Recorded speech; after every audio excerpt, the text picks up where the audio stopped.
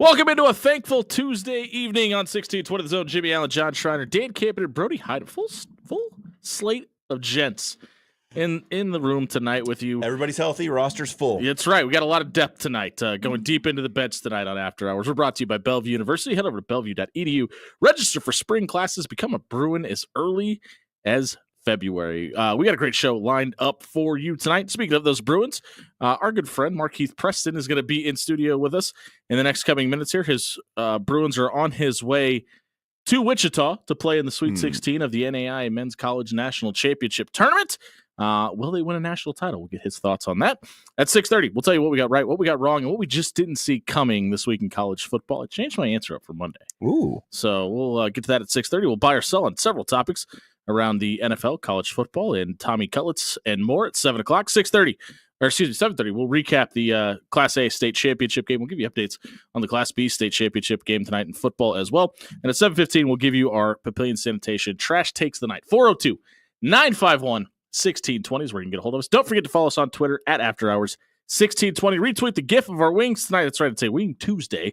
Go ahead and retweet the GIF of our wings. Follow us on Twitter. And we will enter you into a drawing to win a $25 gift card to Cunningham's Pub and Grill tonight. Dana Holgorsen spoke today. He's that dude. And on a scale of 1 to 10, how many Fs does Dana Holgorsen give? Because the answer is 0. Well, that's not on the scale of 1 to 10. It's not. Jimmy. And if you noticed anything about Dana Holgorsen, he's not really on the scale himself either. He is just here for. He might be on the spectrum. He is here for a good time. And hopefully a long time, but it doesn't appear that way. He dodges the question again today about being here next season. He's not worried about next season. He's worried about getting this thing fixed right now. And I liked his breakdown. He didn't come out and say, here's what's wrong. But he said, hey, here's what's wrong. Yeah. You had so many guys with NFL experience, Matt Rule, Donovan Raiola, Glenn Thomas, et cetera, et cetera. Playbook was a little thick. Listen, it's cuffing season. Some of us are getting a little thick as well. It is what it is. He said, you don't need any of this. And my favorite quote from the day is, I'll take everybody's ideas and I'll organize it. And I think that kind of tells you where the problems within this offense was. There's just a lack of organization. Not everybody's ideas are good. I'm sorry, folks. I hate to tell it to you. You may not have the best idea in the room. And when you have an offense that's taking this idea and that idea, this explains where the lack of identity about this offense came from, because it had so many different identities you couldn't focus on. This was the problem. Yeah. That the offense was trying to be all things to everybody. And the other thing that he said that was really illuminating was he felt like they had too many wide receivers playing too many positions. I agree. And when you have a super complicated offense and you're asking guys to do multiple things within that offense, like play different positions, because I mean, contrary to what you play on Madden, all of your wide receiver positions are not the same. Right. They have different responsibilities and skill sets that are foundational to what they can do. Like, if you can come in and say, like, no, this guy should be playing, he should be doing this. Here's your job. Do Corey that. Barney should be running downfield because he's very fast. No, this guy needs to be doing this. This is like just being able to, as we've said so many times, see the trees through the forest. Yeah. Right. Like, and they have not been able to do that. And for him to come in and have that extra set of eyes, which was another thing that was thrown around, and take the feelings out of it. Like, when Matt Rule said, I'll do anything to win this 6th game, I think that's what he meant. Including not protect the feelings of my players. I need to go get somebody whose best interest is to get to 6, 7, 8 wins. And whoever and whatever that takes, that's what we have to do. And I think that's why Dana Holgorsen coming in now is super beneficial. And him knowing that number 4 is 6'4", 220 pounds, and it's not Jamal Banks, the transfer in from Wake Forest, and his personal story, and that his mom and dad have been on Chasing 3 and all this, and just say, hey, I don't care. Yeah, who you are, what you've been through, why you're here. Well, it's go block on the perimeter and go win 50-50 balls. But it's interesting that, like, you bring in a guy who has no personal connection to these players, doesn't know them, doesn't care about like where they've come from or what they've been through or what their story is or why they're here in the first place. And they all seem to love him. He's just like, okay, by the way, how do you help us win? Yeah, I want you to do that. Like, what can you do? Do it. And everything else is like totally auxiliary to the point of winning the game. And that has probably been the biggest addition to this coaching staff. And he came out and said today, there's one sheet. We have one sheet. And that's what we're practicing. Yep. That was the best thing. Yeah. Out of his entire press conference for me today was it's too many plays. I dumbed it down to one sheet, and he didn't even say he dumbed it down. He was just like, I cut down the amount of plays that we needed to run because I found the strengths and I found the weaknesses of this offense. I cut off the weaknesses and I made the strength strong again. That's an air raid concept. It's not the route on the field that they're running, or it's not throwing the ball 65 times. That's an air raid concept that you can bring in immediately and put into play. Yeah, and I like the fact that the practice portion of it, and I've been on record saying this 1,000 times. That was my biggest problem with the Scott Frost era, is we've seen so many things that were just little wrinkles that were thrown into certain game plans, and it's like, there's no way you've been repping that since May. So why are we doing it? Your offense is a wrinkle, and you know what's not pretty? Wrinkles. Yeah, well, and like that was my biggest problem. I've said this 100,000 times. I'm sorry to keep repeating, but that was my biggest problem with the Ohio State game where they came out with Adrian, they started running the triple option, and people were like, well, look, it works. And I was like, until it doesn't, though. And like, you can only surprise people with that so many times. There's a reason they only did it once, which means they only, and I got confirmation of this from a very reliable source later in life. If you do the math, you probably figure it out. Yeah, they only repped that week. Yep. So it's really like when everybody's like, well, why don't they just run the triple option here and catch them off guard? It's because you have to practice that stuff. Practice has to matter. Otherwise, when you get to spring next year and you get to fall next year and you tell these guys you're moving them into a dorm and everything you're doing is going to be relative on Saturday, they don't believe you anymore. Yeah. And that matters. It's also like not outsmarting yourself. Yeah. Right? Like, it's true. Like, we could run a double reverse halfback flea flicker option pass in this spot and it would probably catch him off guard. We've never practiced that play. Yeah. So let's run it and see if it works. Like, no, it's going to be a disaster. You're outsmarting yourself. This smells like a loss of 24 yards. Get good at a few things and be really good at those things. That's what the best teams do. Yeah. And not even that, being aware of what those things are. Absolutely. What do we do well? Most importantly, what don't we do well? Like being able to run a screen play in the last 12 years. It just hasn't happened.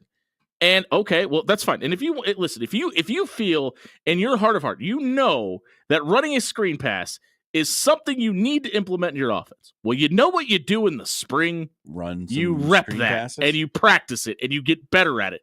And you know what you do if it doesn't work? You don't call it on Saturday until you feel better about the way you've done it on Tuesday.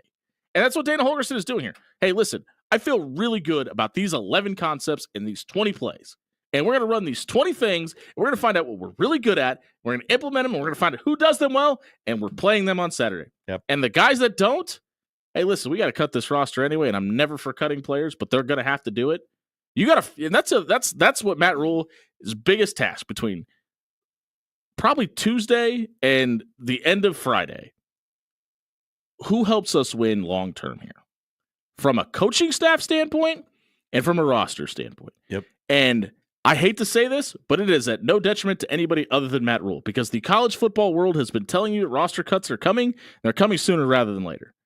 And now, yeah, listen, one monkey is off your back. You got to 6 wins. You're going bowling. You're going somewhere after Christmas. Okay? Dead weight's only going to slow you down. How many people are you bringing with you? Because it's probably not going to be as many as you want it to be. You got to find out who those guys are. Yeah. For sure. But the thing about the whole situation that intrigues me is that you've brought in this guy, right, who has been, from what we can tell, revelatory in the way he has, in such a short span. It took him 20 days to fix the running game. The light switch on this offense. It took him 20 days to fix the running game. And you just start to wonder, like, was there too much loyalty within the ranks? Like, because we have seen it at the player level too, Jimmy. We have seen players get on the field who were like, that guy's not their best at that position. I don't know. I can see that on the field. I don't know if it's that. I wonder how much of it is Matt Rhule looked at what Marcus Satterfield did with a guy with the talent level of Spencer Rattler and said, hey, he could do that here. But if you look at a stat sheet, it didn't look bad. If you looked at the organizational part of it, looked pretty rough. Ask the people in South Carolina about it. Has the offense looked better since Marcus Satterfield left? I think even with a drop in talent, I don't think it's even questionable. I think they look a lot better. Now, Is that on Matt Rhule? Yeah, to some degree. But I mean, also, it's a resume. You're looking at a resume. And I think you've got enough, obviously, at this point to say, okay, it doesn't work here, at least. This has been the most perplexing thing about, let's say, the last 5 or 6 years of Nebraska football. On paper, they look like a pretty talented team. They look like a team that's recruited as a top 25 level that should be able to go out and beat most of the teams on their schedule just on the talent that they have on the field alone. And they have not been able to do that for whatever the reason might be. Not even that. You had the coach at Minnesota stand up and tell you so. Absolutely. He talked about it when PJ Fleck said when they beat Nebraska in 21. That was what he said. That was a game that was decided by the culture in the locker room, not the talent on the field. Yeah. And that was 2019. Sorry. And I asked Adrian about that. You could see the sear into his brain when it happened. He goes, "Yeah, absolutely. We were talking about that afterwards," and he was right. And that cut goes so deep because it was a truthful statement. If you look at the roster that Nebraska had in that game versus the roster that was in Minneapolis, it wasn't even close, and they reversed covered because they knew who they were. They called the plays that is really what the biggest problem with Nebraska has been since the beginning of the Mike Riley era. Is you couldn't look at a team of any one of those years and say, we know what they do well. When Adrian was here, the one play you could count on was they'd spread it out 4 or 5 wide, motion somebody out of the backfield, the right tackle would pull up through the middle, and Adrian would follow. That was the only play that they ran quarterback power consistently. So I think this season, like, we got into a lot of discussions about when we saw the game against Northern Iowa, and it was like, ooh, that was eye-opening. When we saw the loss to Illinois, when they just couldn't move the ball. They had no identity. When they got waxed by Indiana. Like, when they barely beat Purdue. We're like, okay, is Nebraska actually as talented as we've been told? Are the numbers on paper actually accurate? Like, is this a top 25 recruiting class year over year over year over year? So, like, those doubts start to filter into your head of like maybe these guys aren't any good. And then you watch what that offense looked like Saturday with Dana Holgorsen at the helm on Saturday. And you're like, even against USC, it looked functional. You're like, oh no, like they looked like the far more talented, more athletic, better recruited team on the field. And I think a lot of the reason it looked so good against UTEP in Colorado, and not because UTEP sucks and that people are motivated. See, I didn't think it looked as good as it should have against UTEP. I was not all in on that win. I think they were still like trying to figure things out, and guys are excited about that. You know what I mean? Like, hey, show me if you can do this. Okay, I get excited about that. Like, once you do that thing for the 4th time in a row, and like the 3rd and 4th time it doesn't work, you get a little less motivated by it. And I think that's where the lack of trust in the sideline came from. Right, but like if you look at the player to player, Nebraska to UTEP, Nebraska should have won that game 63-7. Yeah, agreed. Probably 63-0. Right. Yeah, and they didn't do that.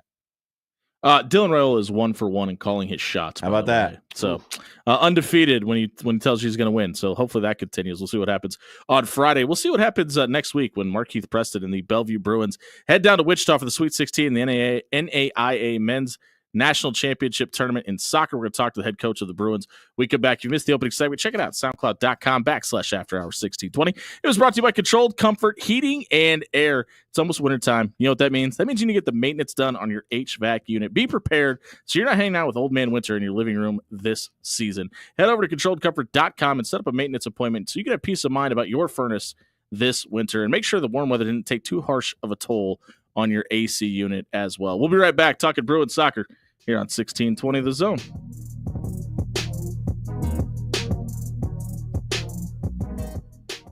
Hey, everybody. John Schreiner here for Jerry Ryan Clothing and Sportswear. If you are someone who's looking for the best in Creighton blue, you need to get yourself to 78th and Dodge, Jerry Ryan Clothing. They got the best Billy Blue Jay on the Peter Millar, the Johnny O, the Cutter and Buck, and for those of you who are so inclined, they even have the exclusive Tommy Bahama women's polo. I know you're excited. Sit down. I've got more to say. Plus, they got the Mizzen and Main Roan pants, right? You looking for pants? Jerry Ryan Clothing and Sportswear. We've been telling you about shirts. They got the pants too. You can get the whole outfit. You can get ready for game day. Get your best Creighton blue. Get your best pants. Get it all together for basketball season. Jerry Ryan Clothing and Sportswear, 78th and Dodge. Easy to find, easy to work with. They've been dressing Omaha for over 50 years.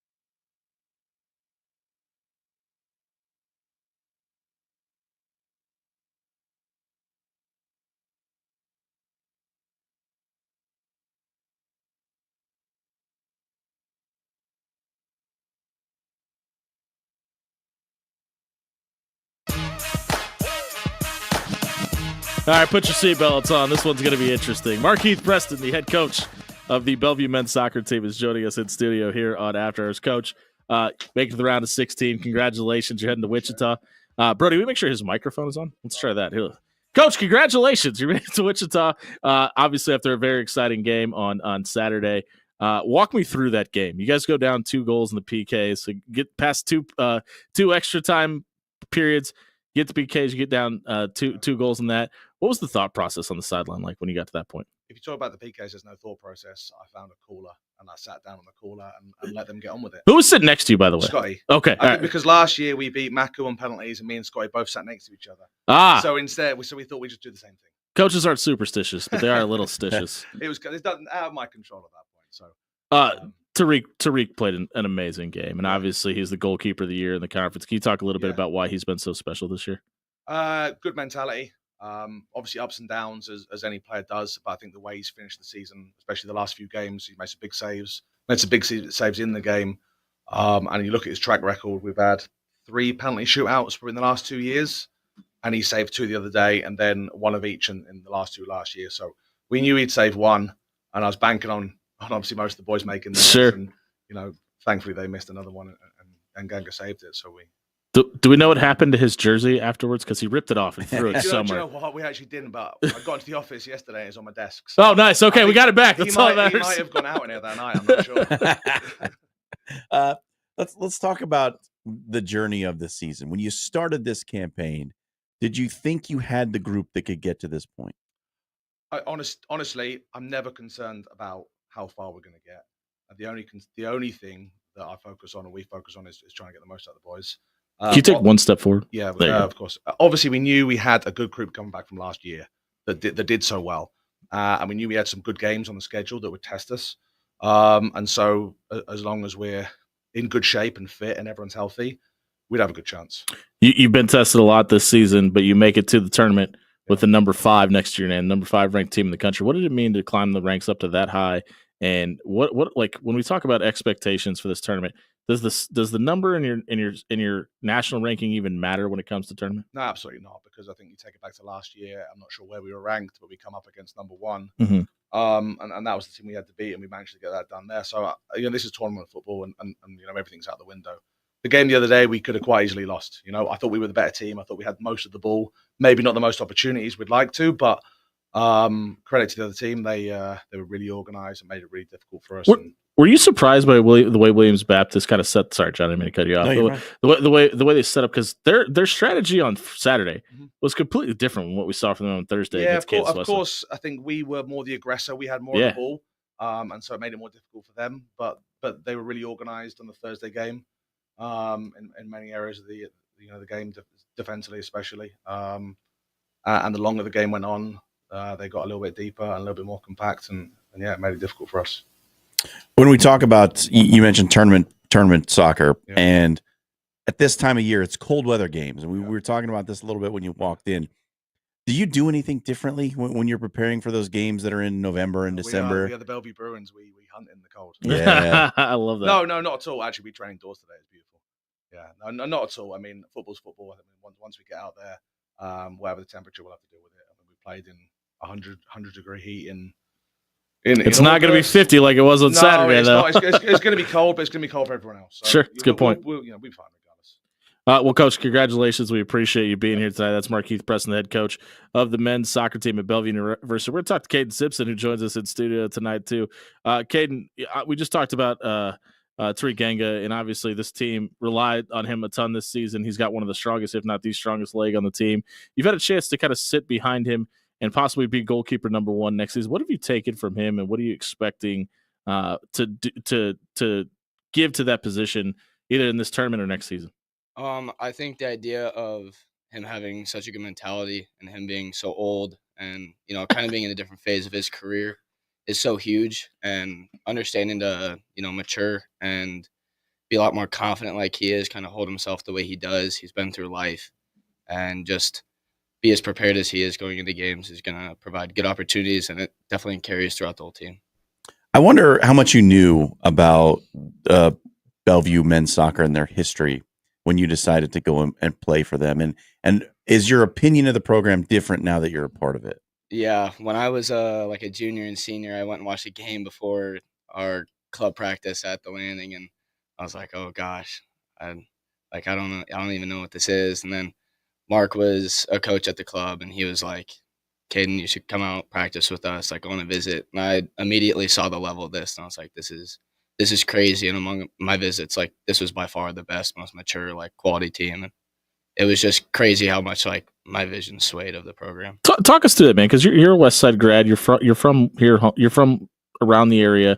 You stay home. You decide to go to Bellevue. Why was Bellevue the right choice then? And what message would you give to somebody that's thinking about going to Bellevue for athletics that may be listening now?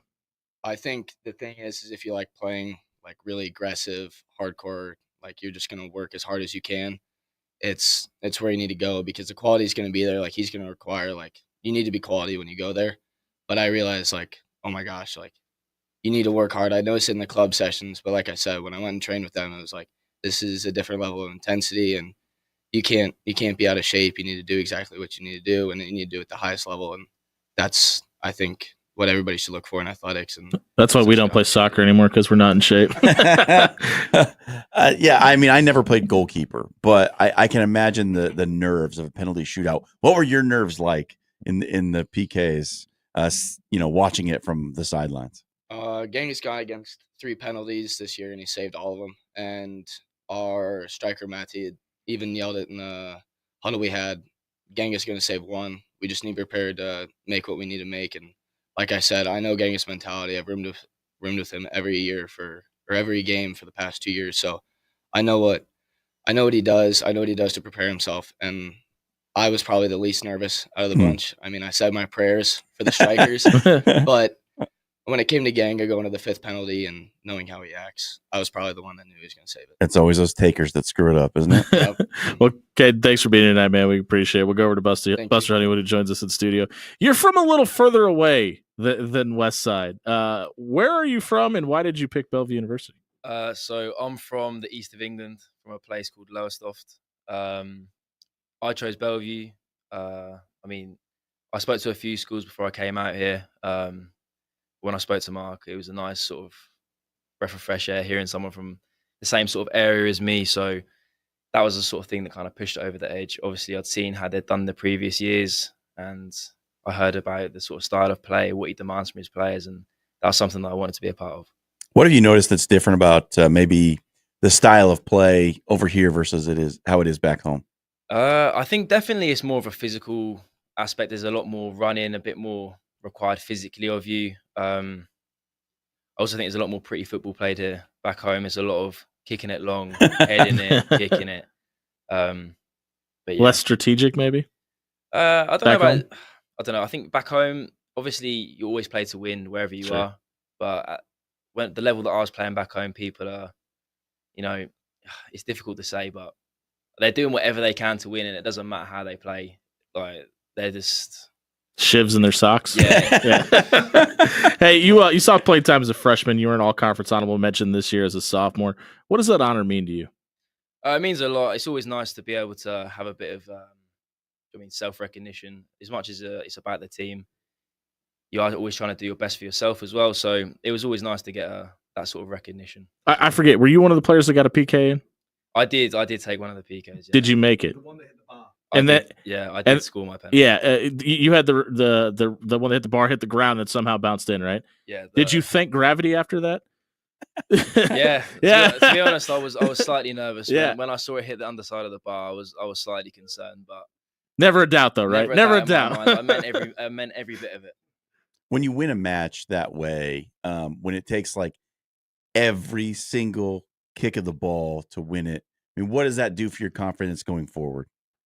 I think winning on a penalty shootout is the best feeling and one of the best feelings. Obviously, losing's the worst, but I mean, last season we won 2 to get to where we did, and I think that always gives you the boost going into the next game. And knowing that you've been there before, like if we have to go to another one, I feel like we're always going to be more prepared than the other teams because we've been there, done it, and we've come out on top of it as well. Were you able to keep your shirt on after the game? I did keep my shirt on after the game. Yes, I did.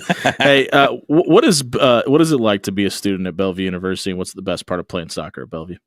It's a great experience being a student at Bellevue. All the teachers, the professors they're always trying to do the best for you. They're very understanding, knowing that sometimes you have to miss class when you've got a national title to play for. Exactly, yeah. You've got national titles to win. And yeah, obviously playing soccer at Bellevue is fantastic. It's so professional. We train every day. The level of intensity is there, and it's not like we just rock up and it's think on the spot. Oh, what am I going to do today? Like there's like thought behind every session, and what we're trying to do. Appreciate you being here, man. Thank you very much. Congratulations, and hopefully you punch a couple more in Wichita. Thanks for being here. Coach, we'll go back over to you, wrap this up. We're talking to Markeith Preston, the head coach of the Bellevue University's men's soccer team. What does this team have to do to be talking to you in a couple weeks about a national championship? Do exactly what we've done every Monday, Tuesday, Wednesday, Thursday, Friday for the last 5 months. Which is? Get after it. There you go. All right. Well, Coach, we appreciate it. Thank you so much. We look forward to talking to you in the future, whether it be about a national championship or we'll even take a runner-up, but we'll hope for a trophy. That's Markeith Preston, the head coach of the men's soccer program at Bellevue University. If you missed the Bruins segment tonight, check it out at soundcloud.com/afterhours1620. It was brought to you by 402 Barbecue. You can stop by 84th and Spring Monday through Saturday from 11 to 6. Try mine and John's personal favorite. It's the Cadillac sandwich. It's brisket. It's pork. It's topped off with the world-famous smoked mac and cheese. Make sure you mention to Kelly and team that you heard about them on After Hours. She's going to throw in a free soda with a purchase and the mention of our show. It's 402 Barbecue. Stop by 84th and Spring and grab lunch tomorrow. We'll tell you what we got right, what we got wrong, and what we didn't see coming in American football on Saturday when we come back here on 1620 The Zone.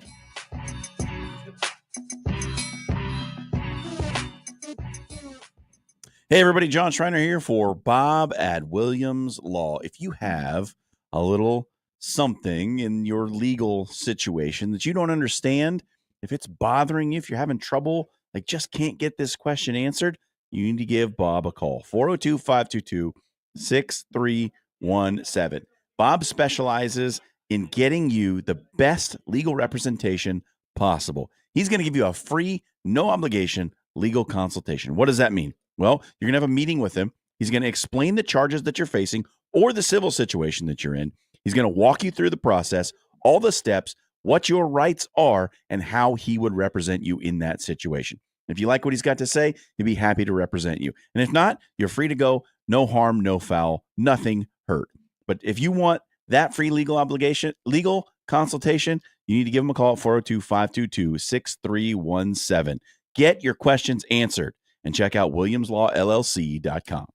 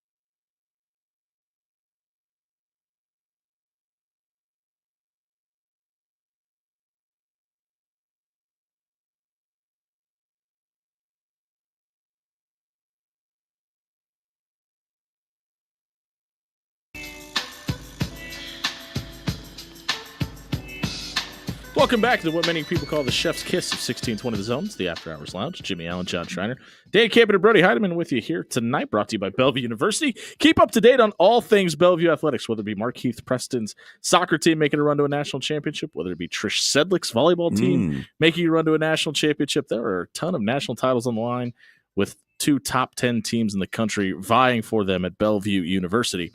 We're going to tell you what we got right, what we got wrong, what we did not see coming in college football this weekend. I will start us off. What I got right was NC State. The Wolfpack were a 12-point underdog to Georgia Tech this weekend. They probably should have won that game. That defense is much better than this 5-6 record alludes to. I hope they are able to beat North Carolina this week because the defense deserves to go to a bowl. That defense is really, really good.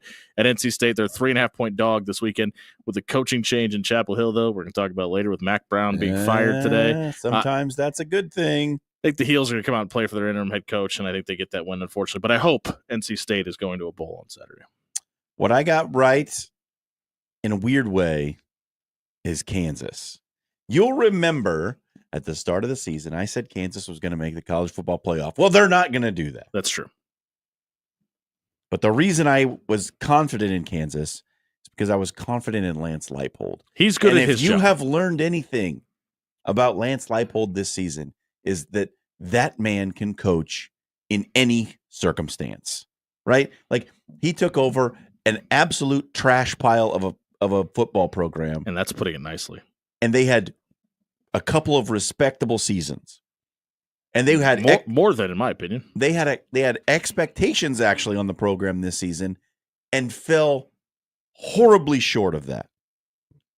But he turned it around a mid-season. Like, you just don't see this very often, where a team comes into a season with expectations and flops out of the gate. Hello, Florida State. And then somehow figures a way to turn it around mid-season. They have beaten 3 straight ranked opponents now. Kansas is in a good place, despite having a subpar record. Dan, what'd you get right? I was very right to hitch my wagon to yours, Jimmy, It's a good place. Good And- wagon to hitch to. to one Southern Methodist University. Ooh. The Ponies are looking exactly like you claimed that they would, They're going to win the ACC. Pony Express. as the best team in the ACC. Their win this weekend was enough to fully convince me, just considering that they walloped up on a Virginia team that Sucks. Call it how it is, Dan. They're not good. It had a little, that Virginia team, though, they had a little bit more life against Notre Dame. So I don't know if it was the 2-loss kind of layoff that you have when you're just. Notre Dame's overrated. Oh, easily overrated. But we can get into that conversation at any other point in time. They're way overrated. No. No. They are Way way overrated. Look at the score differential this season. You mean when they lost to a Northern Illinois Well, team that's still. not very good? Still. Or Brody Heidemann here for Catholicism. famously. I do not like Notre Dame, but I will say I don't think they're overrated. I would have to overrated. disagree. They are overrated. Brody, what'd you Quite- get right about college football this weekend? Arizona State, Anything? Yeah. big win over BYU. Good call, by the way. Also, Nebraska kind of looks like I don't think they were for Are they sure back? Are you bets. going to say they're back? But obviously, we got Dylan Raiola this offseason, but Sam Levitt and Kyle McCord kind of look like some big transfer portal misses from the Huskers this offseason. Sam Levitt, 9-2. Kyle McCord. I mean, Kyle McCord would be here if it wasn't for Dylan Raiola. By the way, Nebraska could play Syracuse in a bowl game. Good. Ooh. That's a possibility. Good. What did we get wrong this week? And I'll go ahead and start us off. All right. Give me the silver platter with the crow on it, John Schreiner. Indiana. I got Indiana wrong. I thought they were going to win this game. Maybe a little bit of fool's gold. They got exposed by Ohio State. I still think they made the playoff because they get the luxury of getting the automatic win this weekend by playing Purdue. Because if we're going to talk about teams that suck, I think we have to talk about Purdue from a legal standpoint. They don't have to play in a Big Ten championship game. They will be in the college football playoff. It might be a one and done scenario, though. What I got wrong was Florida. I thought Florida was absolutely dead in the water. Tried telling y'all. I thought that they were just in the toilet after that. The loss, like, they got blown out by Miami. They lost to Texas A&M. They were 1-2. They got wins, as you said, automatic wins over Mississippi State and UCF. And then they got beat by Tennessee. UCF's pretty good. I just felt like the team had zero momentum. The conversation around Billy Napier was all toxic. The Florida fan base hates the AD. They hate the head coach. It's just a terrible situation. And all they've done is go out and beat ranked teams in back-to-back weeks. Dan, I said for the season they were winning 7 games. I called it. You did. I called it. That is the truth. And they're gonna beat Florida State by 90. Probably. They're gonna beat Florida State by 90. I don't know how they've done it. I don't know why Billy Napier's been able to do this, but somehow, some way, Florida's not awful. How great would it have been if Charleston Southern would beat Florida State? Dan, what'd you get wrong? Well, I guess sort of wrong, because I'm going to He can stay just on never be my wrong. sort of wrong train about the fact that James Franklin is a bad coach, Penn State is a bad team, because Oh, they're not They should have. they're not technically a bad team They should have lost that game. by the win-loss record. But what I 100% got wrong this week is the margin of victory that I thought the Penn State Nittany Lions would have over the Golden Gophers. It is absolutely ridiculous. If you're going to be the number 4 team in the country and you are almost They're dropping Oh, tonight. going to I lose promise to they're Minnesota. dropping tonight. If they don't drop tonight, I will personally Who's go gonna to jump up, every though? college football playoff committee member's house. Anybody and that I could will beat yell in Minnesota their by more than faces. 1 point. There was disaster this week. That's true. That's a good point. There was absolute disaster. And that leads to what I was going to say. Alabama. What happened? What happened? Oklahoma happened, I still How? stand by that was one of the coolest scenes in the history of college football. That was like the entire state of Oklahoma somehow got onto Kyle Field. Gross. What did we not see coming? And we were on Gary's show on Monday, Yep. so I'm not going to say what I said on Monday, and it was the Alabama loss. It was Boise State needing a fourth quarter touchdown to beat Dan Campanen's 2-9 Wyoming Cowboys. Ashton Genty goes Fire up, off and folks. gets his, goes for 9 yards of carry and just 1 touchdown. But that 1 touchdown came in the first quarter. He never found the end zone again. That probably cost him a Heisman Trophy. You think so? Really? I do. Yeah, I think it's Travis Hunter's to lose now. I think it was Travis Hunter's to lose before. I do that. too, but I think that's I don't cemented it. know. 1 touchdown against a 2-9 team, and you only scored in the first half. Yeah. Yeah. And your team needed you to do it to win the game. I got questions. Everybody was loving on some Boise State, and now I think the opinions are starting to change a little bit. Like Genty's really good, but the rest of the team Yeah, has and serious that's flaws. About it. Yeah. What did I not see coming? This is like a larger season perspective now, and it's been coming for a while. But at the start of this year, I did not see Oklahoma State being a trash fire. Who did? Oh, Ollie Gordon was back. Yeah. I mean, there was They have a high 17th year expectation. quarterback. 18. And all that they have done is just like step on their own toes at every single turn. They lose again last weekend to Texas Tech. They just find new ways to lose too. They're the They're Nebraska. of the Big 12. 0-8 in the big. Like they have not won a conference game. Like think about that. The Oklahoma State team that you have come to know under Gundy, He fired. they're consistently in the top 1, 2, 3, 4 in that conference, like Yeah. every single year. And they have, This was the year to do it too. Oklahoma and Texas is gone. Like this was this was when their they year. were supposed to grab a hold of the Big 12 and make it their own. And they have done the exact opposite of They that. have Like, forfeited it. I never saw 0-8, probably We- 0-9 in we league play. talked at the beginning of the season about the possibilities of a Utah, Oklahoma State Big 12 championship. Yeah. wow. They're the bottom 2 teams Yep. in that conference, by the way. Combined, they have 1 conference win. Well, you know the other thing we said, which we were absolutely right about, the Big 12 is going to be wild. Yeah, yeah. And if you'd have told me that, if we'd have led with that, you said, what happens if Utah and Oklahoma State finishes the bottom of the conference? I said, well, then we're exactly right about the other Yep. part. Really quickly, hot take, right? 2 weeks from now, when we're talking this segment, UNLV is going to beat Boise State for the Mountain West Championship. What'd you not see coming? That actually leads perfectly into What you didn't see coming? what I didn't see coming, and it was UNLV picking it back up after all of the mishigosh that they had running. Our through that quarterback program. transferred. Matthew Sluka. Yeah, whatever you want to call him, I prefer That's his name. Schrader. They're an 18-point favorite against Nevada this weekend, by the way. I was That is just awful. really surprised to see how well they have handled the turmoil that is their football program right now, and how they have managed to now be ranked and to beat San Jose State this past weekend in horrible conditions pretty handily. Yeah, but San Jose State sucks too. They're pretty bad, but it was also an extremely rainy game. Yeah, it's a monsoon. Brody, what did you not see coming this weekend in college football? Auburn somehow beating Texas A&M. A&M at one point we were talking about it, how they might win the SEC. They're 8-3 now. Yeah, they're out. They done. fell off. Take that, Trev Alberts. Do you hate the 2-point conversion college football? The 2-point conversion overtime rules? I don't like it. I don't like it either. Just keep playing. Play the game of football. One of the best games I ever watched. Like one of the most fun games I've ever watched. Like the game where I enjoyed myself watching this game more than any other was that 7 overtime LSU Texas A&M game. Yeah. Do you remember that Yeah, one? Texas A&M just finds themselves a multiple. It was so overtime fun. games What all was the time. score of that game? Wasn't it 70 something? I think it was 86, 79. I don't I remember, remember, yeah. but I know that I was playing a college football DFS game and I had Texas A&M's quarterback, and he just like kept running for Nice. touchdowns and overtime. Got a little money in my pocket that night. I bet you did. I'm trying to find out the final score. 74-72. Wow. Kellen Mond, 2-point conversion. Kellen Mond. Who was LSU's quarterback at that point? Not Kellen Mond, because he was the Texas A&M quarterback. It was Jamarcus Russell. no.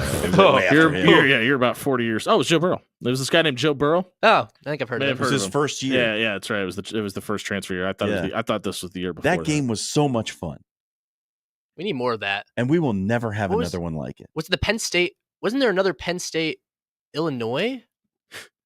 What was the other game that That didn't go 7. it went close to that? I think it was 4. It was 5 or 6. I'm pretty sure.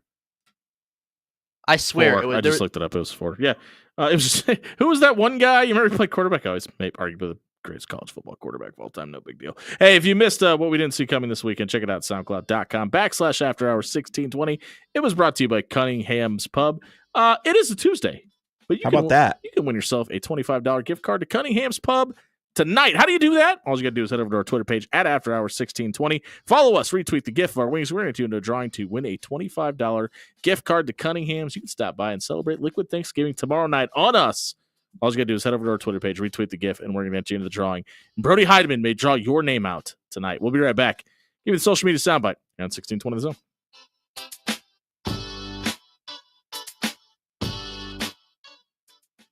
Do you feel it? It's a little cold outside. That doesn't mean you can't enjoy the outdoors any longer this season. All you got to do is head over to forsmansfinest.com. Have Travis and the crew come build you a 3-seasons room so you can spend a little bit outdoors time while staying warm in the meantime.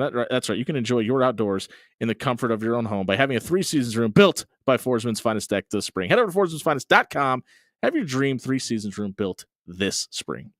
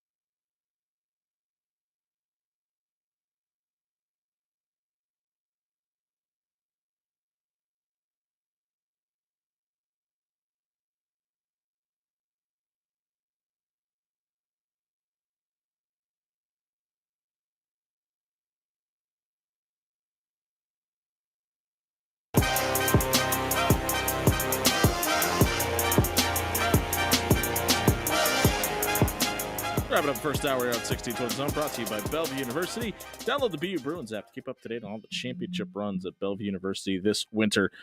Kent State 0-11 in the season. Hot take: they're finishing 0-12. They're down 19-0 to Buffalo in the second quarter. If it's not broke, don't fix it. Stay winless.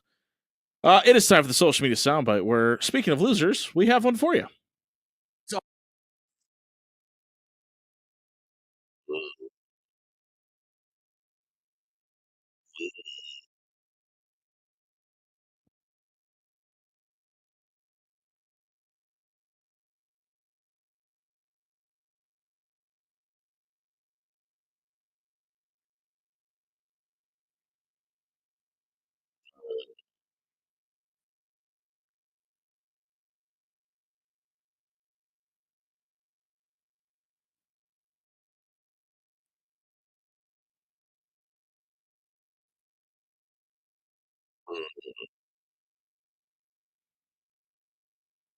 You can't pronounce Joe Lynn. Quarterback.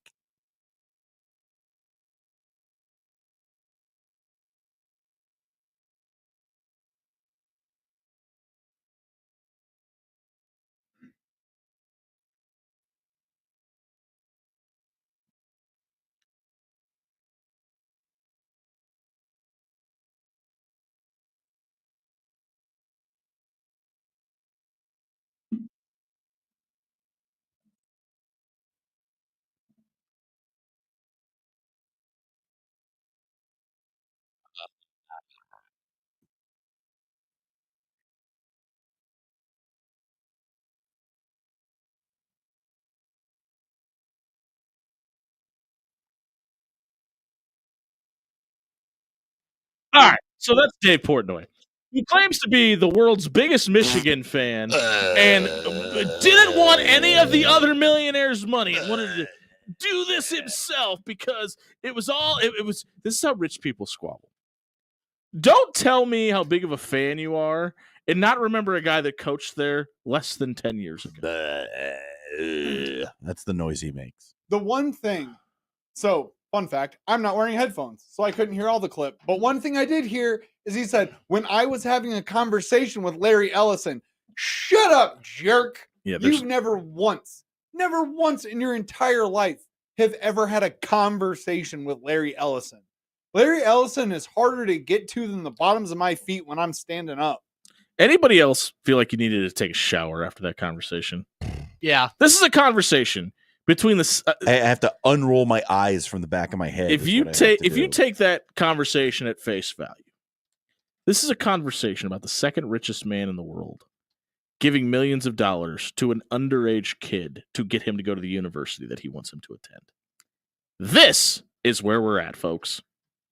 I believe that Larry Ellison's, for lack of a better word, we'll call it collective, was involved in this. I believe that conversation may have happened. But when you have wives of CEOs and owners of banks and owners of car dealerships dictating college football, what are we doing? The other thing that I'll caveat with this, revenue sharing is coming sooner rather than later. And if you've got 5-star quarterbacks being promised millions and millions and millions of dollars, like the $13 million conversation we're having right now, what happens then? Mm-hmm. What happens if that money's not able to be filed to the 5-star quarterback? Some of that money's needed for the pole vaulting team. What happens then? If you are the parent of a 15, 16, 17-year-old who is very talented and whose talents may be very sought after, I would be very careful about the conversations you're having. There might be a lot of money. I don't know if the decimal is going to be where you want it to be by the end of the 4 years. Dude, the story is not about Dave Portnoy at all. The story that he just told, John, did you hear? It's not about him. This is the renaissance of Michigan football. They won the national title last year. Yeah, but look how they're playing this year. What are we doing? Dave Portnoy, you got a headset on? You got a clipboard, man? Because if you don't, you're not helping this team right now. I don't care who you go get. This story, the renaissance that he's telling,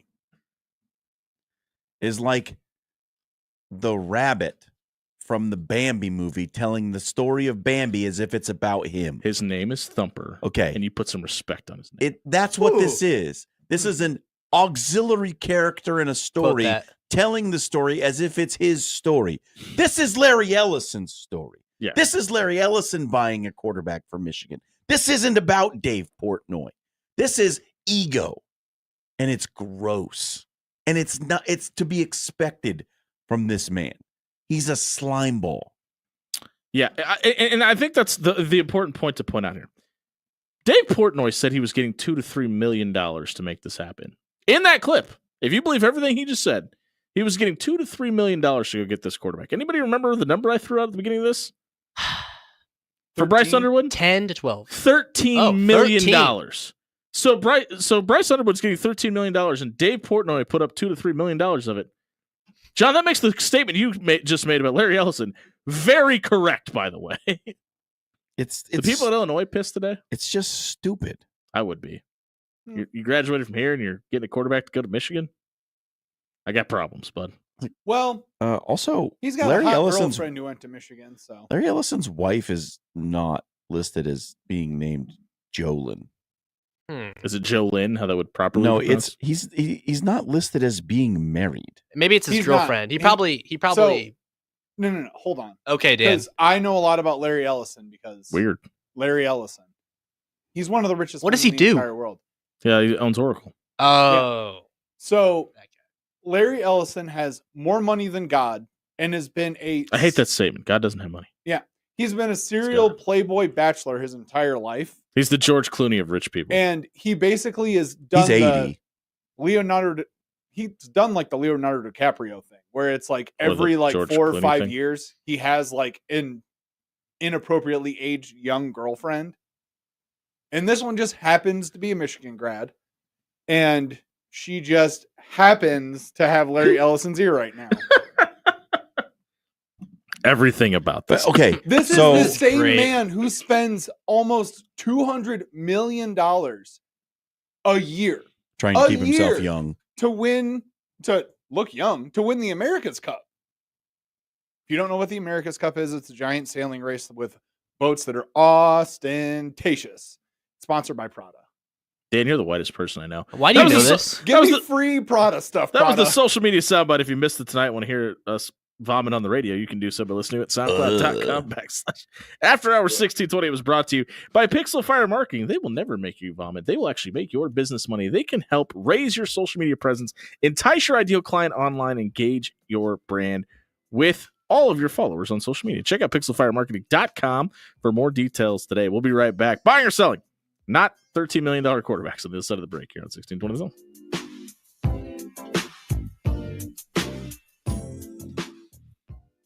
Hey everybody, it's Jimmy Allen here for AX Plumbing. Have you been standing in your shower and noticed that there's a lot of water building up by your feet and the drain's not draining as quickly as it used to? You need to work with a locally owned plumber that can give you the answers to your plumbing questions. Maybe you don't have the finances available to fix that problem. There's even financing available with AX Plumbing. They can help you fix your problem long term, help you pay for it along the way. Check out axpservice.com, book an appointment with Nick and the crew, and get your plumbing issues fixed today.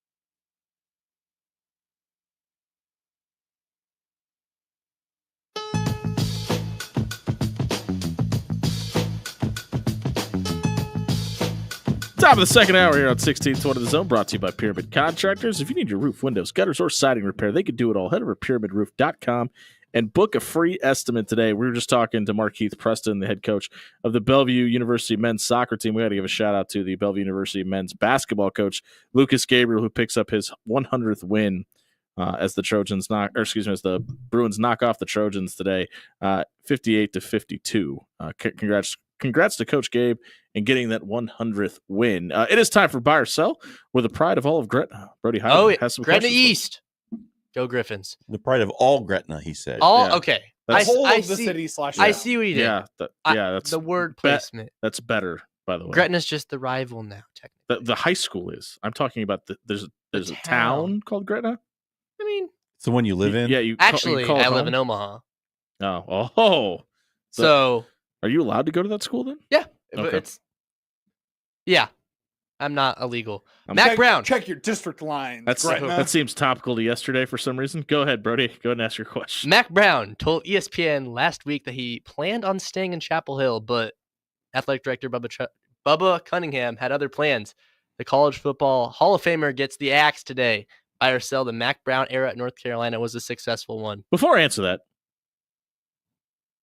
is Bubba Cunningham the name that you would just assume the North Carolina great name. athletic director would be named? It's pretty close. Yeah. Bubba McDougal would be the ideal one. It'd be spot on. I buy. I think the Mac Brown era in Chapel Hill was successful for where the program was, where he was able to get it to. He made them nationally relevant. I'm giving it an overall successful rating. Successful? Because nobody thought Mac Brown was winning a national championship at North Carolina, true. right? No, but you thought he might play for a conference title. Didn't they played for one, didn't they? 2 years I ago? mean, Did they? Could be wrong. Am I about that. forgetting? he also sent 2 quarterbacks to the NFL top 5 draft picks. That's more where I was going. So And look how they turned And I out. mean, So yeah, great. Drake So May. good. Hey, Drake May. Still sucks. I don't No. know, man. No, No, Drake May's good. he'll be good. Drake May's good. You see Mac Brown. Certainly a take. He's They did. coaching. 2022, they Yeah, I was lost to gonna say, I thought it was Clemson two by a years ago. boatload, 39-10. He's still coaching for them against NC State. And I believe in the COVID era, he was like one game away from playing for the conference championship as well, if I'm not mistaken. I don't know that I can He got to market. an ACC title or championship game. That's got to be Mm. success. From where it was Yeah. before that, I guess. I mean, it's sort of a back in successful tenure, but I don't. It doesn't make me feel good about it. Like I'm not like overwhelmed. Like, oh, he did great things at North I Carolina. did not think he would get fired. I'll say that. It's just it's kind of like meh. It's kind of in between. It's not like it wasn't unsuccessful, but I wouldn't be able to label it successful either. It's sort of a push. Bush League by the Tar Heels letting him go before the last game. I mean, he tried to quit in the middle of the season. He's still coaching the final That's a good game, point. though. Touche. They have him coming back and coaching the final game against I NC don't know. State. It's just like nothing about that. Nothing about the Mac Brown era at North Carolina is inspiring. They might It's go just like- 7-5. It's just like whatever. Okay, fine. 7-5. That's fine. That's fine. I buy. I think it was think successful. I think it was decently successful. Take that, John Schreiner. The success has a It name. doesn't mean I'm And it's wrong just Mitchell because you guys Trubisky. think so. Mac Brown, great job. You pulled the wool over everyone's eyes and made them think that Mitchell Trubisky was a starting quarterback He in drove our that Lord car and for a long Savior's time. though. NFL. Brody, Shout out to George Hallis. success, not success? Yeah, he's a success. All right. Deion Sanders said today he expects Shadeur and That was Travis sweet. Hunter to play in Colorado's bowl game. Buy or sell that you expect them to play. Sell. He has to say that. I give it a 0% chance now that they have no shot at making the college football playoff that either one of those guys touches that bowl game. And by the way, neither one of them should have, because if Travis Hunter tears his ACL, good luck, bud. Hope you got enough NIL money. Yeah, I don't know though. Like You I really don't, want to go play I for the don't Dukes in the Dukes know. Mayo Bowl? Do you? I don't You're know. a top 5 draft pick?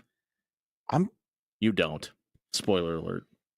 I'm kind of inclined to buy it because it's like what do we know about Colorado and Shedeur Sanders and Travis Hunter? Like They like money. And that for them to get the most of that, they have to be healthy. All right. They also like statistics. They also like big numbers on their stat sheet. Like, I wouldn't put it past them to go and play. I would not. And this is so it came out a couple weeks ago that Shedeur Sanders is accepting an invitation to play in the Senior Bowl as well. Whether or not you actually play in the Senior Bowl is a whole nother thing. But he has accepted an invitation to go and play in the Senior Bowl. So I think he's accepted an invitation to go talk to NFL scouts. All people, Shedeur Sanders would play in this game. Travis Hunter is still probably like a 50-50. I give it a 10% chance. That's probably even still way too high. I buy that they both will play, though. Poll question up at After Hours 1620. Do you like big numbers on a stat sheet? Brody, you think they play? I don't think they will. They have too much to lose. I agree. And I mean, both of them, they're not out of the playoff. They can still win the Big 12.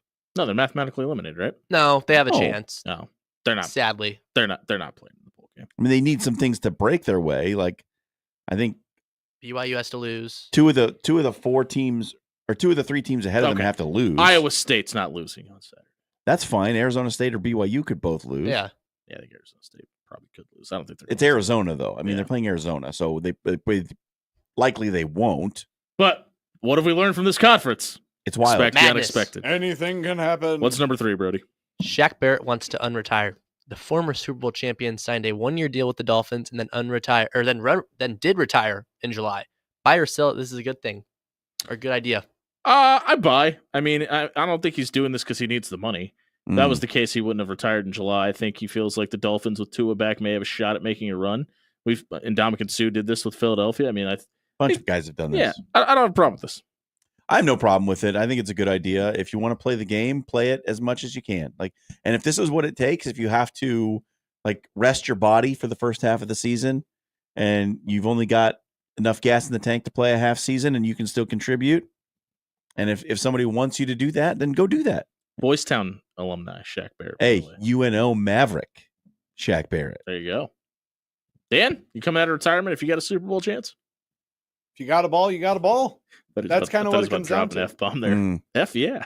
Tom Brady did it. Basically. Brother. Shaq Barrett, often confused Tom Brady. Brody, what else we got? Tommy DeVito is quote-unquote sore and may not play on Thanksgiving versus the Cowboys. Buy or sell that if you were the Giants starting quarterback, you wouldn't want to play for that dumpster fire if your pinky toe hurt either. I think my hair could hurt and I wouldn't want to play for the Giants. I buy. Good job, Tommy Cutlets. Brody, get that paycheck. Hit the breaking news sounder. Oh. Do you know where that is? Yes. Can you get there faster? Where is it? Where'd it go? Top row, third from the right. I like how you're pointing at it like you think he could see you right now. Just retweeted by Brian Munson. Friend of the show. Friend of the show. This from Nebraska commit Bear Tenney. After much thought, prayer, and conversation with my family, I've decided to reopen my recruitment and decommit from the University of Nebraska. But I got more news. The decision was not easy, and it comes with the utmost respect for Nebraska's program, staff, team, and everything they represent. Bear Tenney no longer committed to Nebraska. But we have a commit. Oh, do we? CJ Brona from Winter Garden, Florida, a class of 2026 3-star cornerback. Do they play the same position? No. Oh, you said corner, didn't Corner. you? Yeah. So Nebraska has lost a tight end. Yeah. Out of the class. Tight ends famously not cornerbacks. Okay. Well, we talked about those dwindling numbers, and this could be a major repercussion for that. Tommy DeVito. Yeah. Would you play if you were him? Would I play if I was Tommy DeVito? Yeah. For that dumpster fire? Lake Neighbors is throwing. You got no other options. You get to play in an NFL game. That check still clears. Yeah, you're playing. Tommy Cutlets is if I was Tommy DeVito, I strictly wouldn't play because of what Malik Neighbors said about me right after the game. I don't work here anymore. And just make sure that check goes through. To be fair, I would move myself back into my mom's house and say, "Ma, where's the lasagna? Ma, the meatloaf. We need it." But no, it's, to be fair, if it is literally just I'm sore from playing on Sunday and now I need I need some time to rest and not play on Thanksgiving. Get out of town. You had my mom's turkey. I can't play on Thanksgiving. All I'm gonna say is his cutlet Yeah. cutlet celebration. Baker Mayfield made fun of him for it. Everybody should make fun of him. Big What's the last one, Drew Brody? Lock to start. Let's go. There are 3 games on Thanksgiving and a Black Friday game in the NFL this week. Buy or sell that you like the stretched out schedule and that many games on the holiday. I get the NFL more than 2 nights a week. Sold. Yes, absolutely. Give me it all. Give me one on Saturday too. I'm here for it. Don't put NFL games on Saturday. Put Don't NFL put games NFL every games day. on Friday. Every Don't put day. any games except college football on Friday. And I want 2 games on Thanksgiving, okay? Because I want a game in the morning while I'm making the bird, and I can have it on while I'm doing the cooking. Then I want to eat, okay? And I want to eat at the table with my family and talk to them and engage in the giving of thanks. And then after I'm done, I want to flop down on the couch and watch the second game of the day. I don't want 3. I don't need 3 games on Thanksgiving. I don't need 3. Give me 2. I'm fine with that. Preach to your boy. What if I told you that this Thanksgiving has There's been- nothing to be thankful for. It sucks. That is a lie. Whoa. Because we haven't even talked about the greatest giving of thanks that we need to do, and that is thanking Jordan Love and the Packers for doing what they did to the San Francisco 49ers over this past weekend. There it is. But I was going to call in on Monday and give that to you live on the radio, but I was in the gym and then I was getting ready for work and then I was Getting at swole. work and then I was like, I have work. Hey, did we get the YouTube stream figured out? People are saying they can't hear anything. It was the social media soundbite. It was, I yeah. gotcha. Ah. User error. But no, what if I told you that this Thanksgiving, John, is the perfect Turkey Day lineup of football? Because It isn't, because there's 3 games. you get to watch a maybe competitive game between the Lions and the Bears. No. Nope. And then I like the Bears in that game. right after Oh. you get done eating, you'll be able to watch To the cover, not second win. half of the Giants and Cowboys game. That sounds Which awful. means Awful. that it is the perfect time for you to take that Yeah. post-turkey nap Let's be honest. There's only 2 games. and then wake up to watch the best team in all of football Dolphins are play pretty good. against the Miami Dolphins. Dolphins look good with Tua. They look very different with Tua. Do they look good with Tua in 28-degree weather at Lambeau Field? That is the question that will be answered. Hopefully not. Speaking Uh, of 28-degree weather, let's see how Jimmy's 49ers fare in a half foot of snow on Sunday. They'll be all right. They suck anyway, so it doesn't matter. Hey, listen, if you don't want to be in a half foot of snow in your living room because it's so cold, you don't have to be. That segment was brought to you by Controlled Comfort Heating and Air. Head over to controlledcomfort.com tonight. Book yourself a maintenance appointment so you're not freezing in your living room this winter. Controlled Comfort saved me in the summertime. They can save you in the wintertime and make sure that the summer months didn't take too much of a toll on your AC unit with a maintenance plan courtesy of Controlled Comfort. Head over to controlledcomfort.com tonight. We give you more trash takes. Other side of the break, 16:20 zone.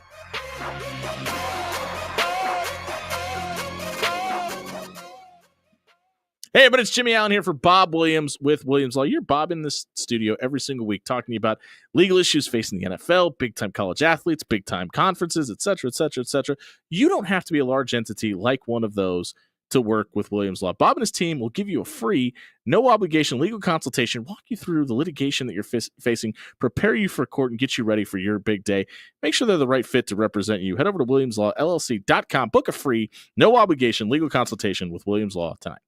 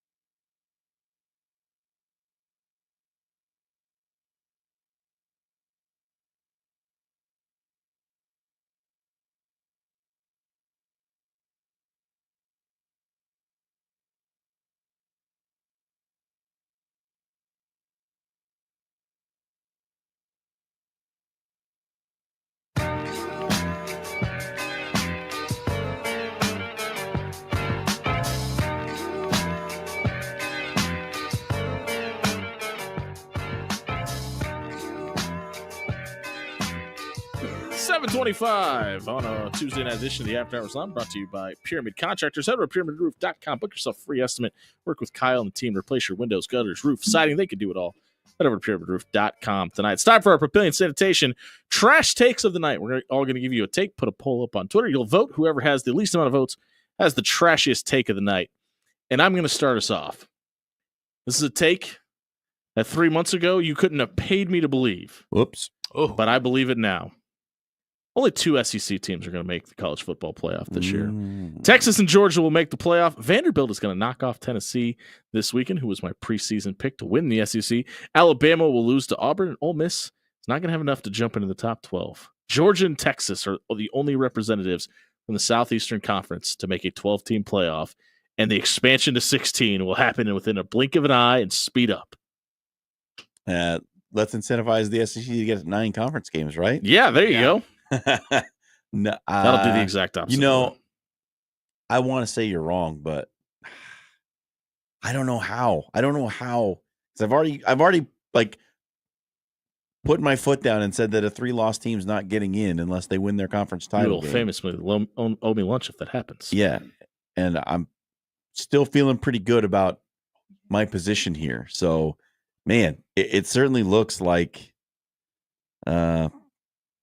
only two SEC Wouldn't that be teams. insane? I think it's going to happen. They too. are going to have an absolute hissy Tennessee fit. has to go to Vanderbilt too. They are going to throw a fit if that can you imagine what it's going to be like Yes, and it's going on the Paul Feinbaum show when only 2 SEC teams get in?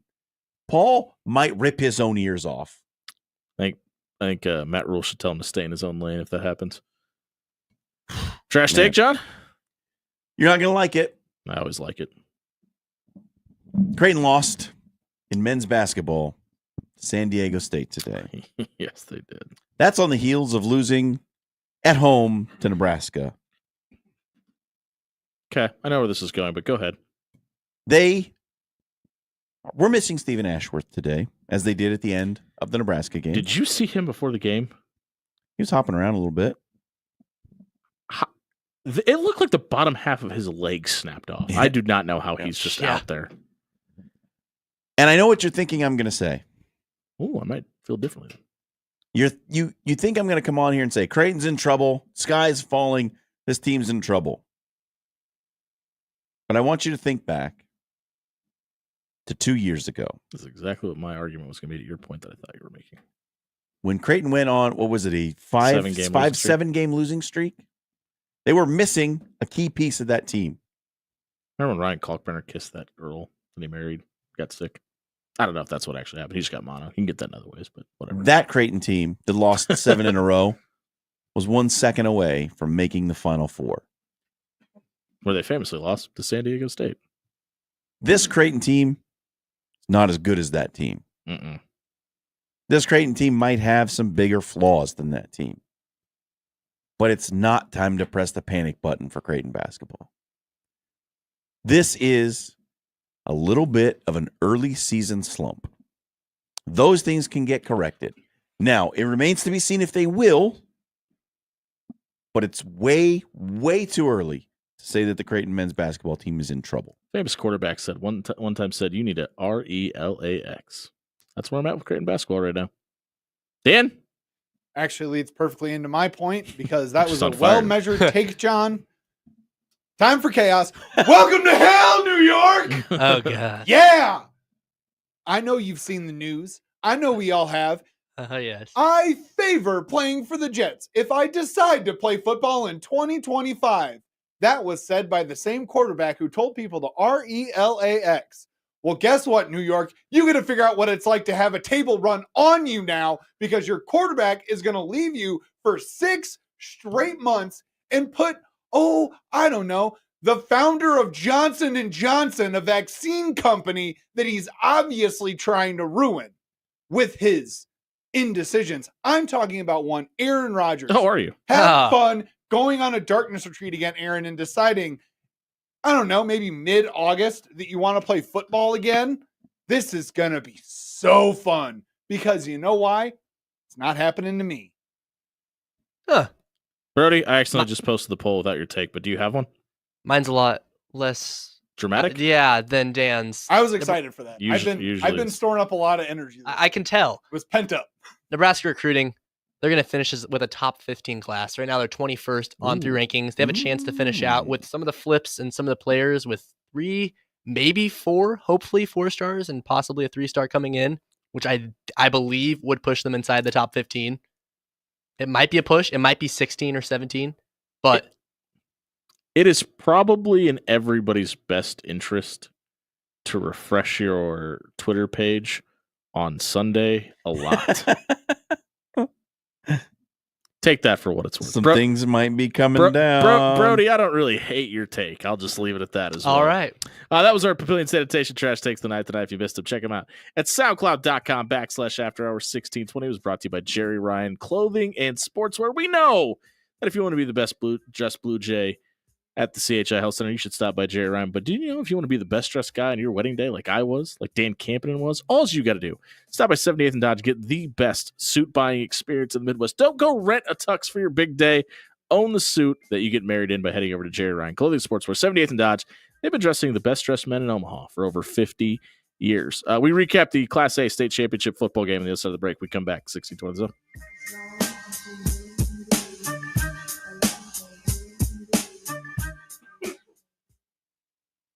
You know what's great, folks? I don't need a darkness retreat to decide what I want at Pepper Jack's Bar and Grill. At Pepper Jack's Grill, excuse me. I'm always going to get my steak gunner Philly with all the vegetables, including that sweet jalapeno juice to make it a little bit extra spicy. And of course, gunner means extra meat and extra cheese, possibly the greatest part of any sandwich. But the greatest part of a meal at Pepper Jack's is those sweet, supple fries. So if you want to be just like Dan Campinen and the boys of the After Hours Lounge, head out to one of Pepper Jack's 10 great local locations tonight.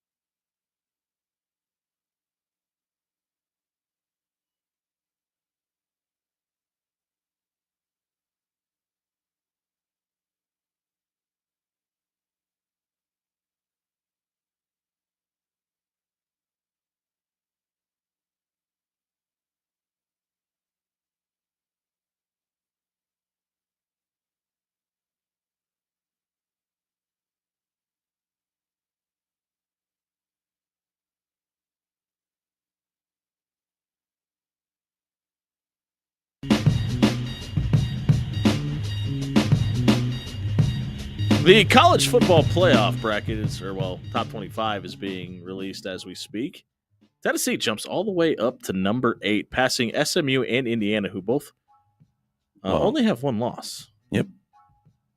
And Georgia comes in at 7. The 13, 14, 15 spot, it's all SEC teams. Yep. So my hot take, my trash take of the night is thrown out of the window and is irrelevant now because there's definitely going to be 3 SEC teams in no matter what happens now. Excuse me, I'm sorry. And Miami comes in at 6. We're waiting the top 5 that should be pretty easy to figure out. But the Class A state championship game was last night, and before we Heck of a game. get into any of this, and obviously, yes, it was a fantastic game. Our thoughts and prayers go out to Paul Amanji, the head coach of the Omaha West Side Warriors, who's not able to make the game last night due to an ongoing health issue. And we hope Paul Amanji is able to put the headset back on again and get back out there doing what he loves. But I was really happy to see Damon Benning get a chance to coach that game in that big moment. And obviously is a big part of what they do defensively. And to see him get that shot, I was really happy to see that. Yeah, and look, that was a like I said, heck of a game. Tremendous competition on both sides. Like Millard South kind of made it look like the score looked different than the game actually was with that big touchdown at the end of the game. That was a tight game. That was a very close game. 2 well-matched teams, 2 well-coached teams with loads of talent. And it was on full display last night. That looked like a junior college football game. Yeah, Amir Hill did himself some favors. If his phone wasn't ringing off the hook today, I don't know why. 102 rushing yards on 6 carries, really closed out the game. I mean, he's kind of the guy that put the team on his back and closed the deal for the Patriots. Jeff Tamala better have gotten some phone calls today too. I mean, he's a guy. He's getting a lot of attention. It's just nobody's pulled the trigger. Yeah, yet. And he was pulling the trigger a lot last night and was a big proponent of why they won that game. That guy showed you he can ball at the highest level last night. Played really well. 20 of 32, 3 touchdowns. He did have the pick, but that was against a very, very good defense. And a lot of people throw interceptions against Westside, but Hill also did it through the air. Also 9 catches for 62 yards. Chase Lofton had the chance to have the catch of the year last night, but he wasn't able to. He wasn't able to keep his feet in bounds. He had usually when you have a one-handed catch, it's the outside of the play. He had a one-handed catch to the inside of the play and was able to bring it in. That was one of the most incredible things I've ever seen. Yeah, like they were talking a lot on the broadcast about the number of guys who have D1 offers, and like it's sort of like 10 or 11 between the two teams. But listen, and Millard South gets 13 of those guys back. By the time it's all said and done, that state title game might produce about 30 kids who go on and play football at the D1 or FCS or Division II level. Like there is just an immense amount of talent between those two teams. And like that display was second to none. That's probably like one of the most talented Nebraska State football finals you're ever going to see. I don't often feel bad for football players. I felt bad for Braden Warren last night and really that whole West Side offense because they played a really good 3.5 quarters. And when it got to the point where Millard South knew that West Side had to throw the football, they were able to ears back and go. And it was nothing against West Side's offensive line. I mean, it was just one of those situations where you have a sophomore quarterback that is still, figuring out the game at this speed on top of having less than 2.5 seconds to get rid of the football. It's not a very good I don't care if Tom Brady was standing back there. It would have been a very good combination. Westside gets a bunch of those kids back too. They both do. Both those teams are returning a ton of starters next season as well. I want to talk about, it was something brought up about the way that Arizona does their state championship in the broadcast last night. And they were talking about it because obviously Ty Wisdom coming back to Nebraska from Arizona. There was 2 brackets for the state championship, and it was based on scoring differential. And I really and listen, Jennifer Schwartz talked about this. A couple of the NSA people talked about it over the weekend, and looking at a different way. The game isn't played the same anymore. You've got to find a way to make sure that you're keeping the best interest of the kids. Give kids a reason to go out for the sport. Give them a carrot at the end of the stick to chase. And I think it's fair. I think it's fair and a logical thing to say that there are certain schools in Omaha, but also throughout the state of Nebraska that just aren't playing the same game as we watched on Monday night. Sure. And I really like the A aspect bunch of them are OPS schools. Yeah, and I really like the aspect of a 2-bracket system where it doesn't matter with enrollment. You get a schedule, and if you score X amount of points or you're at a certain threshold, you're playing the best of the best, and you're deciding a state championship that way. Versus, hey, maybe it's a second tier bracket, but how much different is that from Class A to Class B? You know what I mean? Like it's still you're changing things, but you're putting a parameter out, you're keeping kids safe, and you're trying to engage them in the game. And honestly, I love that approach, and I really hope that the NSA takes a good look at that. So Jimmy, I'm writing about it right now. There's a proposal. There's several. There are proposals, several, by the way, yes, yeah. but this one, so it just went through. There was November voting in the NSA. It passed the first round of voting, which there's another 6 rounds of voting.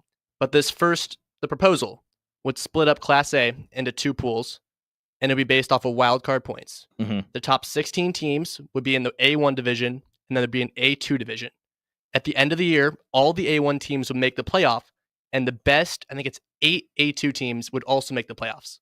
Every 2 years, based on wildcard points, it's almost like relegation. Yeah. You'd move up and down and to be the top which teams. was what I wanted. Yeah, see, I think that gives you the possibility of having a down year, having a cycle of kids that see that, make them uninterested in what they say. I guess that's a possibility both ways. But I don't know. Doing a relegation system at the high school level feels a little Why? uneasy. I don't know. It's every 2 years. So you talk about a carrot at the end of the stick, right? Like if you're playing like all 32 teams and you're taking the top 16 to the playoffs, if you're not in that group, then like where's the carrot at the end of your stick? Yeah. But if you have it this way under this proposal, the top 16 teams, they're in, they're fine. We're gonna put them in the playoffs, and then the next 8 teams from the division below have something to play for still, and they still play similar opponents, so they play in their pool. I hear you, but maybe this is the right time to do it because I think adding high schools for a little while is done in the Omaha area. But I think about a school like Gretna, who had this amazing run for the Zane Flores years, and obviously a tremendous amount of success. They just cut that school in half and sent Brody, you may know a thing or two about this. Yes. Sent half those kids to a completely different school. And I think about the Omaha South, the Omaha Bryans of the world that have a high enrollment population, but there's so many kids that they had to open up Buena Vista. And you've got a little less interest in that part of town in American football, and it's growing. And then you have the Westview anomaly, which, say what you want, there's probably some reasons they've had some success with the transfer portal the way it is in high school football right now. But I think about situations like that. A lot of those kids used to go to Burke High School. And so think about Burke in that sentiment too. Think about Northwest in that sentiment too. And I in situations like that, maybe this is the right time to do this because I think that portion of cutting the city up is done for now and help for a long time. Because I don't see OPS building new schools for several years. I don't either. But if they're going to do it, I think now would be the best time to do that. But I think keeping it open every single year to it based on this season. Okay, if you did it this year, you have a chance to go play for a championship, but it also gives that secondary bracket to where the lesser than teams still have a chance to play for a title versus a relegation system and I know this sounds like participation trophies, whatever, at me on Twitter, I don't care. But I think it's better for building the game if you do it based on splitting it by division of talent versus relegation. I just do.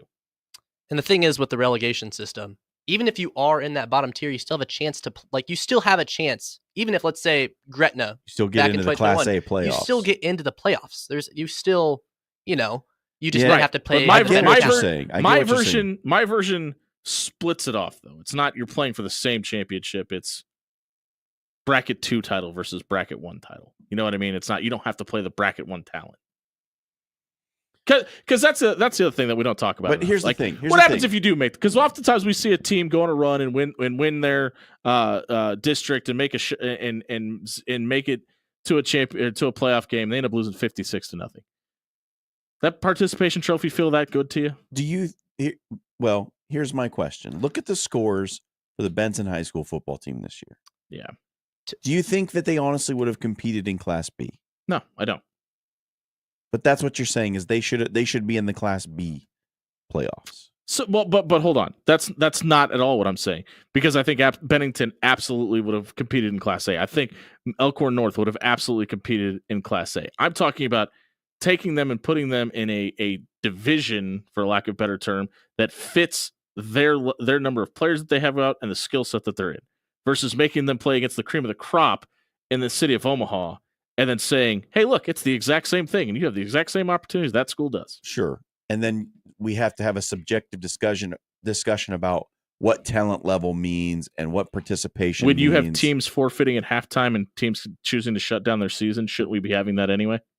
I don't know. Don't you owe it to those kids? Because I think you do. I think you're better off giving everyone a chance to play in the division where they belong according to their enrollment.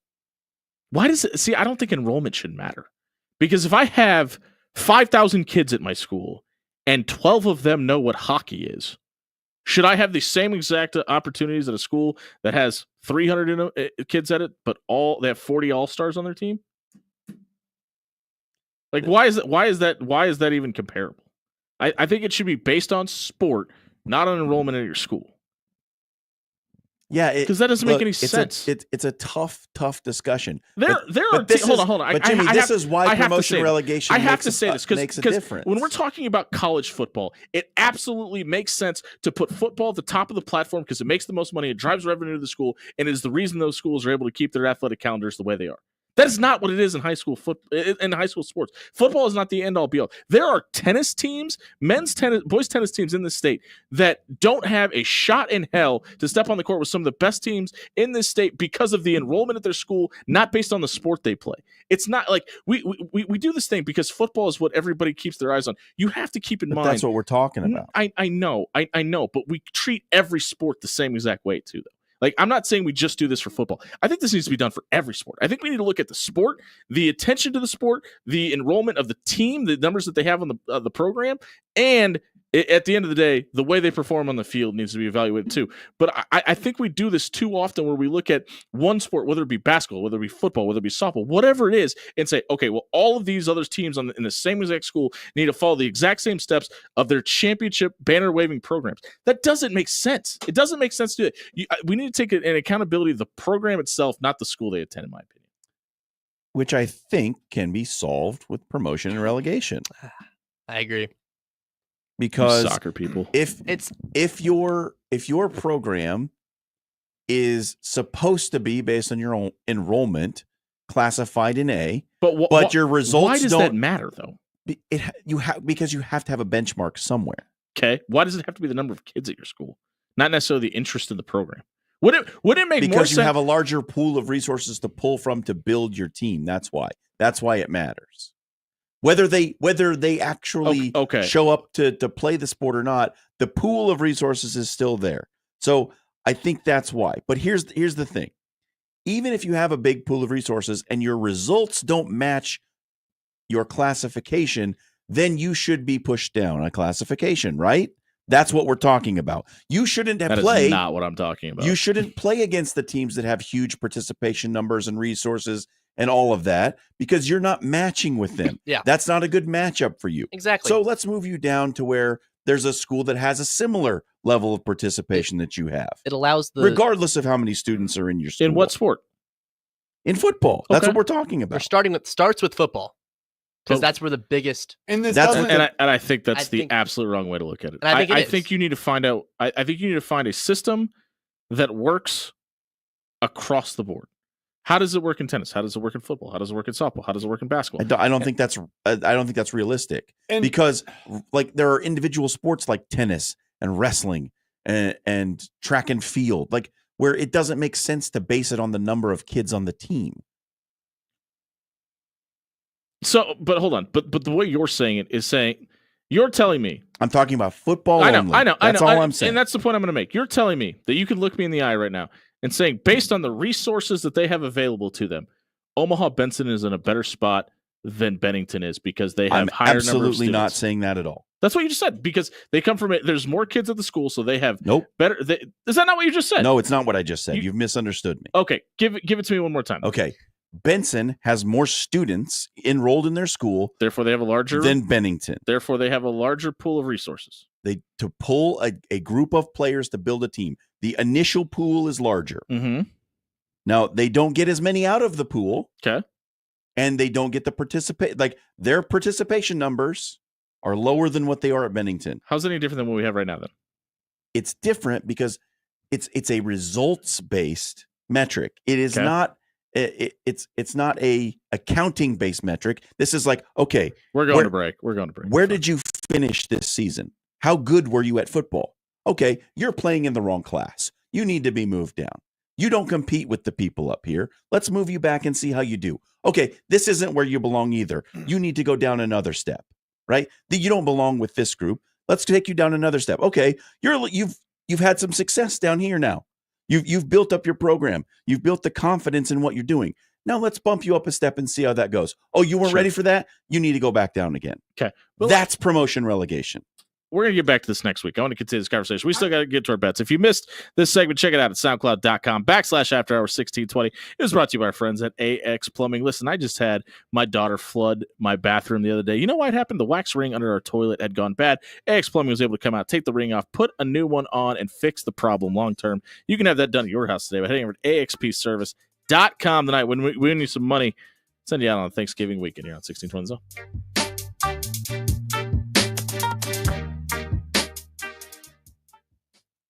Hey, everybody, John Schreiner here for Cunningham's Pub and Grill. Don't relegate yourself to some bad wings and some horrible beer. Get yourself to the place that's been promoted to the top of our list, Cunningham's Pub and Grill. And today, it's Tuesday. We're doing Wing Wednesday a day early just for you because it's Thanksgiving and we're thankful for all the fine folks at Cunningham's. Go retweet that GIF of those wings. Get yourself entered for the $25 gift card and get them for free the next time you head on over to one of the two great locations, 108th and Old Mill or in Blackstone. The great smoked wings with the house-made buffalo sauce. Get them with some of that blueberry sriracha if you're feeling a little funky, or if you're feeling spicy, you can get the 4-alarm and really get it going. It's Cunningham's Pub and Grill. Stop in for the great tap takeovers. Go on Sunday for brunch and take in all the NFL action. They got Sunday Ticket on the TVs, both locations. You don't want to miss that. Great food, great times, great sports on TV. Cunningham's Pub and Grill. Check out one of the two locations tonight.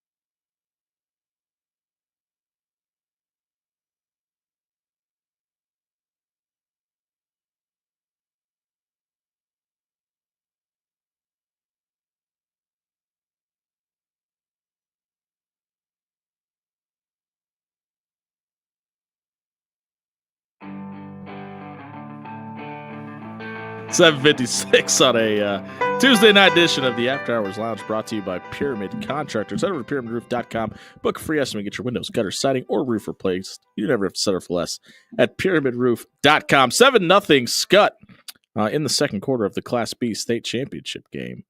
We'll try to keep you updated if anything else happens here in the next 3 minutes. We're going to do this really quickly. We're going to give you one college, one NFL, and one Super Dog pick tonight. Northwestern just lost to Michigan by 44. Michigan is a 21-point underdog to Ohio State, in case you're wondering how good Michigan is.